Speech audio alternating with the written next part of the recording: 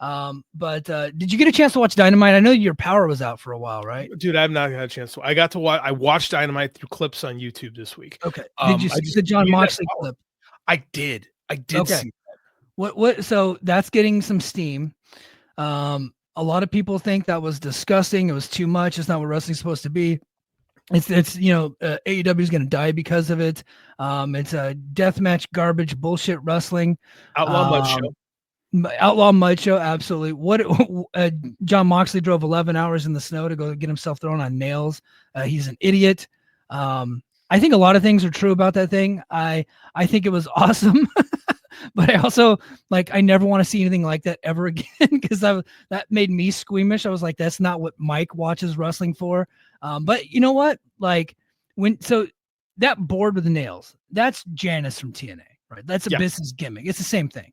And I was always very critical of them introducing it because I was like, you guys are never going to slam anybody on that because it would impale them and you're never going to get that on TV. And it took over 10 years for that gimmick to finally pay off, but somebody finally got suplexed on it and those nails were fucking sticking out of his back. And it was one of the grossest things I've ever seen in my life. I completely agree with you. I think it was absolutely disgusting, but it's John Moxley. John Moxley is the modern day Terry Funk. And he can do 100%. And he can do whatever he wants, whenever he wants. Terry Funk went to Japan and did disgusting stuff, right?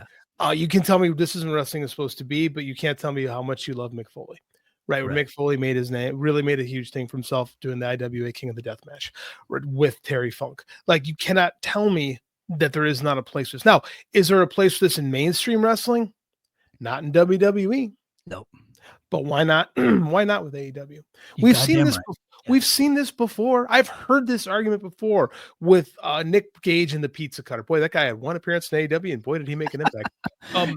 Like, I don't care. Is it going to change? Is one AEW fan gonna leave? Gonna stop watching because of this? No. I did see some media guys saying I'm never watching AEW again, and I was just like, yeah, come on, all right. Heard that before. Yeah. Who said? I curiosity. Who said that? Did you? Jeremy Botter, Flow Slam guy, Jeremy Botter. Oh, Flow Slam guy. Okay. Yeah. Don't get me started on Flow. That's one of wrestling's great all-time failures. Flow Slam. Nice job. Yeah. I remember Wade Keller the week before it got announced, like, the wrestling is going to change. This is going to make a big deal in wrestling. It was done in a year. It's whatever. I mean, I have this crazy theory that I think John Moxley is the only true heel in professional wrestling because everybody hates him. Yeah, he's doing a pretty good job of getting hated. He's like legitimately. Now you can argue. We had a buddy that argued with us that night when I mentioned that, and he goes, "It's not the right kind of heat." And I'll say it's not hurting business. It's not. We thought that it was for a while, but then when that Revolution number came out, I was like, you know what? Maybe we were wrong about this. Like, maybe I don't want to say it's not working for my taste, right? So there's a difference. It wasn't working for my taste, but it did business. Mox and Edge did business. But it was a great show. We want to, and by the way, Bob Backlund did great business with phenomenal undercards too. This isn't the first time it's happened. Like, I'm of the mind that people want to see Moxley lose the title.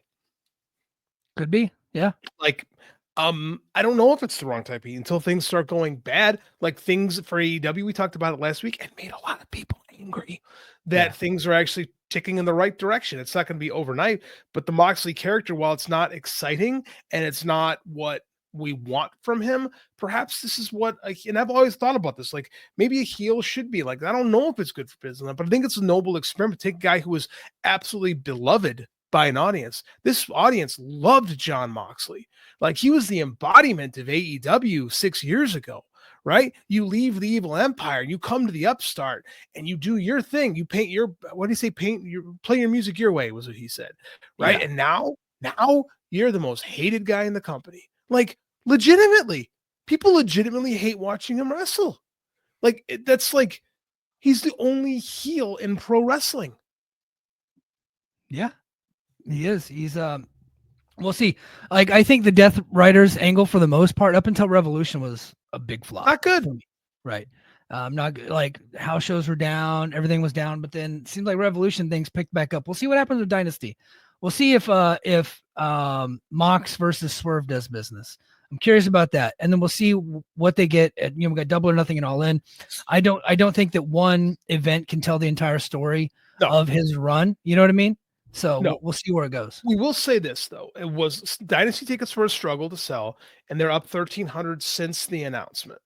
Right now, we got to see what the actual work going in will be. Now they got to hit the ground and promote. Now they got to hit the ground and promote in that area. And they're not running a giant arena. They're only running 6,000 people. So I mean, like, they should be okay. Like they're being very conservative, right? Very bullish when they're running. They're not running a giant market in Philly. And quite honestly, that's smart because Philly is a WWE town, and you don't want to run big places in WWE towns. Dynasty is in St. Louis. Dynasty is in St. Louis. I think it's in Philadelphia. Oh, it's in Philly. Okay, my bad. No. Okay, thank you. Dynasty was in St. Louis last year. I'm sorry. No, we're good. I had an argument. I was like, did I just lose my whole argument? No, I stand by what I said. Yeah, I think that it's smart. I think they're running a smaller building. I think they're running the Temple, right, where the college is. Yeah. That's fine. That's what they got to run right now. I want you to look. I heard that neighborhood's a dump, by the way. Like from a guy I know. It's just like why would it? Because Philadelphia dump. Oh. Yeah. Oh. Well, I mean, they have shitty football. I mean, I know they won the Super Bowl, but they still suck. So, fuck them. Fuck them. Yeah. You want to know why the Eagles suck? Because fuck them. That's why. Fuck them. That's why. Yeah. But so it's so funny. A buddy of mine is from Philly, and was talking with the guy who does live events for TNA, and he was like, "Hey, when are you guys coming back to Philly?" And he's like, "We can't run the 2,300 arena anymore because we've outgrown that arena. Like we're doing 3,000 to 4,000 seats now. You can't get that many people in that arena." And the other option would be the Lacora Center, but that's in like a sketch neighborhood, and they can't run the bigger one, the one that the 76ers play in, because that's just way too big. So they got to find like a better venue for them. But so like TNA is running into those kind of problems. Good for TNA. Yeah, that's where their business is at right now. Yeah. It's good. I mean, I think that it's going to be an interesting test. I don't think Philly is going to be a great AEW town just because of it. If you're not running the 2,300, right, you got to run this one. And it's like, WWE is pretty hot right now. And TNA fans are very loyal to TNA. So it's different. So I'm curious to see how this turns out. But I think that, I missed Dynamite this week, so I cannot speak to Moxley. Dynamite was like, outside of that match, it was just like, for me, it was like a decent episode, but the main event was Megan Bayne versus Statlander. And the match was like good, but the only reason I watched it is because I had nothing else to watch. What do you think of Megan Bayne? Do you think they're pushing her too hard too soon? Probably, but I think they see a lot in her, and so it's like the old adage: like if you think someone's a main eventer, you put them in the main event, and then eventually they just grow into the position. I think she's talented. She got a great look. She's a bit green. Like she doesn't have the same. She did work Japan for a while, and she's like her work is getting better. But I don't think she knows how to work TV yet. There is an art to working TV that you don't like actually learn on the indies and stuff like that. So I think she's going to be just fine. A lot of people are being like pretty tough on her, but I'm like, you know what? Let's wait and see on this one. I think that she could actually end up being something. I'm a fan. I like the look. I like her work style. I've been like just peripheral talking to our buddy Scott and stuff like that for a while. And I know she's been like aligned with them for a minute. So I do wonder if it's too much too soon, if they shouldn't have just had her keep squashing people for a while. Charisma seems to be a concern. Yeah. Like she got good physical charisma, but it doesn't she does with the facial expressions and the emoting. Which I think is like just her, because did you watch that video of Joey Janela getting jumped by this guy Dylan Bostic at like an autograph signing? I heard about it, but I did not see it. Dude, it's the video so fucking funny. So like Janela's just there at like an autograph table, right? And this guy Dylan Bostic, he's just an indie guy that they'd been beefing for years because follows everyone on Twitter. Yeah. He would like follow me and unfollow me for years, and I just ended up blocking him. He's like one of those guys. Ditto. Yeah. So he ends up like has like a crew with him, like a guy videoing it, and he confronts Joey Janela, flips his autograph table over, and just starts swinging on him. And then like Janela's friends just end up beating the shit out of this guy. Like even Masha Slamovich is in there like just stomping this dude out, right? It's like the thing just goes complete sideways for this guy. He ends up going on Twitter talking about how he kicked Joey Janela's ass. Like, bro, we see the video. You got your ass kicked. So he ends up deleting the video because he's like, yeah, you're right. I did get my ass kicked. But he's like trying to go out and tell you he kicked Joey Janela's ass. worker. Janela didn't beat him up, but Janela and his friends like got the better of him, if that makes sense. Well, in the background is Megan Bain not doing a goddamn thing. Smart. Just staying out of it. Like that's her boyfriend, which Joey Janela would have come on. Joey Janela's dating Megan Bain. Yes. Dude, that dude's got a hit list, man. I'm hit my cap to him. Yeah. So, but anyway, but like no expression, just kind of just like watching. It's like it was pretty funny. But I think she could end up being something someday. We'll see. But I thought Dynamite was a pretty good. What's that? Think she's a mouthpiece? I think that mouthpieces are underutilized all over professional wrestling. I agree. I think that I think AEW. I don't think Camille failed in AEW. I think AEW failed Camille.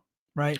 Because she's big, she's got a good look. I think she could have done something, but they say, okay, you know what? You can't go out there and have a 20-minute match with Queen Amanada, then you suck, and so now you're on the sideline. So maybe she has heat. So I don't like throwing. I like the old school mentality. If we got this person with the star look, but they can't do everything that the other guys can do. Let's just work around it and then develop them over time. You know what I mean? Let's give them a manager. Like they gave Lex Luger a manager, right? And he just developed all of his skills over time and became, like, in my opinion, one of the all-time greats. But he was never Ricky Steamboat because he didn't have to be. Like you don't like Megan Bain is a giant. She doesn't need to be fucking, she doesn't need to be a Riho or Momo Watanabe. Like she doesn't need to be that. By the late it took Luger a good decade plus, but by the mid to late 90s, he was pretty freaking good. He was, man. He was. You watch those early Nitros, like the Sting Luger angle where they're the tag team champs, one's a babyface, one's a heel. That's really good stuff. Fantastic. And Luger carries Hogan, quite frankly, to a really good Nitro main event where they flipped the title. They really didn't have to, but they kind of wanted to spike business a little bit. But I mean, it's Luger's only world title reign, so it's kind of cool at the same time. Like, I think there's something to that. But I mean, Luger always had something. I think they kind of pulled the plug on the Camille Mercedes thing too quickly. I did too. And they didn't mention her. Like she's still under contract there, and it boggles my mind. She's all over that Queen of the Ring movie. She's one of the stars of the movie, and they didn't even mention it. She must have heat. Mercedes must just hate her. I think. Hold on, we got transferring heat. Camille got hit by a Mercedes. Yeah, kind of. That could have been Mercedes, as we know, has some pull. Yeah, she does. They got like Stokely Hathaway there. Like they've got guys who can, like Mark Sterling. They got guys who can cut promos. I don't know why they don't steer into that more. Like I don't think managers are a bad thing in wrestling. I think we need more of them, quite frankly. Yeah, I think we do. I think instead of cutting bait on somebody and giving up on somebody, like have them work with a manager. That's how these people got so good over time. Like they didn't just come like these people don't. A lot of our greatest wrestlers didn't come into the wrestling business like automatically amazing. No. Steve Austin was groomed by Paul Heyman at like a young age, right? Like as his mouthpiece, as his manager, right? And there's like countless guys where that was the case. And so Steve Austin was like thought to like people like I love how WWE tries to play off like Steve Austin came from the gutter. Like Steve Austin from the moment he walked into professional wrestling was a main eventer in Texas. Like Rookie of the year in 1990. In the dying days of world class, right, the dying days of GWF, like Chris Adams saw this dude and was like, I can make money with that guy. Like, I'll just give him my wife and then we'll have a feud. Sure did work, and it drew a lot of money in Texas, man. And then he went, but he was a WCW World Television Champion 1 year into the business. Yeah, he was in the business for one. Imagine that now. Imagine a person with 1 year experience being given the title and being as damn good as Steve Austin was right away. So I think Steve Austin's a weird one, but it took him a long time to really be Steve Austin. Yeah. Even with all those tools, it was a really good example there, Mike.